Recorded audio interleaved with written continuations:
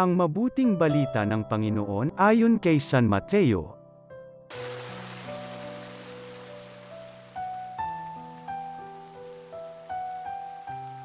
Noong panahong iyon, lumapit kay Jesus ang mga alagad ni Juan Bautista at ang wika, "Malimit kaming mag-ayuno." Gayon din ang mga Fariseo. "Bakit po hindi nag-aayuno ang inyong mga alagad?" Sumagot siya, "Maaari bang magdalamhati ang mga panauhin sa kasalan habang kasama nila ang lalaking ikinasal? Kapag wala na siya, saka pa lamang sila mag-aayuno." Ang mabuting balita ng Panginoon.